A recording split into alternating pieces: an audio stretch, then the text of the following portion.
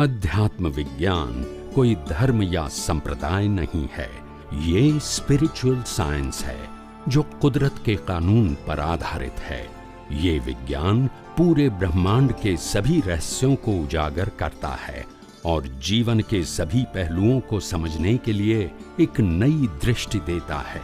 इसी को art of vision कहते हैं, दुनिया को देखने की एक नई दृष्टि, जो अध्यात्म विज्ञानी परम पूज्य स्वामी श्री कमलेशानंद जी के निर्देशन में सनातन सत्य का अनुसंधान कर हमारे जीवन को प्रकाशित करे।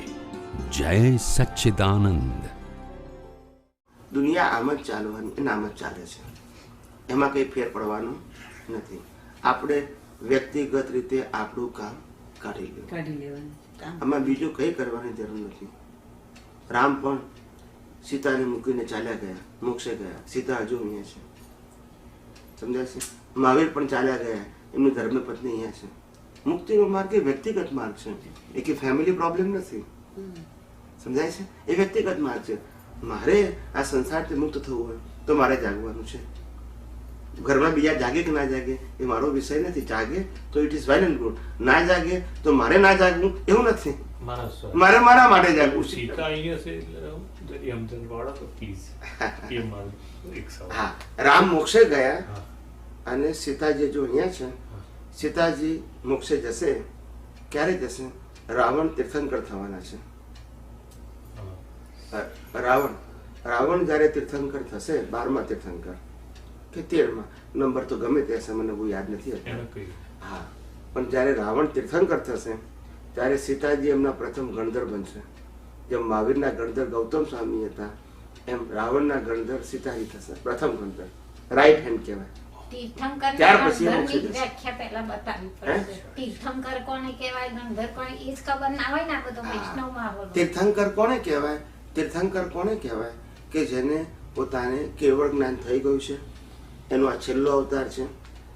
આ તો કોમન કન્ડિશન કીધી, પણ જેના નિમિત્તે હજારો લાખો લોકો કેવળ જ્ઞાન પામીને મોક્ષે જવાના છે, જેના નિમિત્તે આવા સમર્થ પુરુષ, જેમના એક પ્રવચનથી, એક ઉપદેશથી અથવા એક દેશનાથી માણસ સંસાર છોડી દે, એક જ દેશનાથી 2 કલાકની, એવો જેનો પાવર હોય, એવું જેનું કેરેક્ટર હોય, એવી ભાષાનું બળ હોય, રાજા મહારાજા છોડી દે, ચક્રવર્તી રાજપાટ છોડી દે, એવો જેનો પાવર હોય, એવા તીર્થંકર ભગવાન, એમના જે પ્રથમ ફોલોઅર્સ હોય એને ગણધર કહેવાય।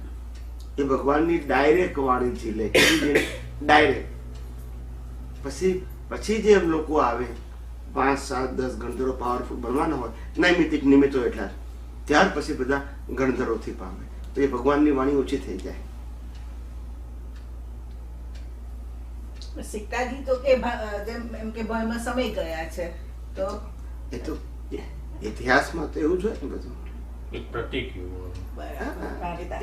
એમ તો દ્રૌપદીનું એવું છે ને કે પાંડવો ઉપર ગયા ત્યારે પાંડવ પાછું બી જોયું નહીં, દ્રૌપદી કહી છે ઓગળી ગયા, બરાબર, બરાબર, એવું કઈ ઇતિહાસ સ્ટોરીમાં છે। એને કે એટલે સીતાજી પહેલા સ્ટોરી એનું કર, નિધન થયું એટલે બરફમાં ઓગળી ગયા એવું કે, ખરેખર તો દેહ છૂટી ગયો। એ તો ભગવાન તો મોક્ષ જ આપણને મીરાય દ્વારકાનાથમાં સમય ગયા કે, એટલે શું ત્યાં એમનો પ્રાણ પંખેર ઉડી ગયું, એટલે દ્વારકાનાથમાં સમય ગયા। એટલે આ તો કેવું છે કે કવિઓ અને લેખકોએ પછી અલંકારિક ભાષામાં બધું લખ્યું હોય એટલે સામાન્ય વ્યક્તિઓને ખબર પડે, અને પછી એ ભાષા પરમનન્ટ થઈ ગઈ, પછી એ લોકો એ જ રીતે માને, એ જ રીતે માને। આ કળિયુગમાં વ્યક્તિગત રીતે તમે પામી શકો એમ છો, ઇન્ડિવિડ્યુઅલી। સામૂહિક કે ફેમિલી તરીકે શક્ય બહુ ઓછું છે। પામે it is well and good, પણ બધા પામે તો જ હું પામું એ બહુ અશક્ય છે। આ કાળ જ એવો છે, એટલે આ કાળ વ્યક્તિગત મુક્તિનો માર્ગ માટે છે, સામૂહિક ખલાસ, સામૂહિક શુભાશુભ માર્ગ ચાલે।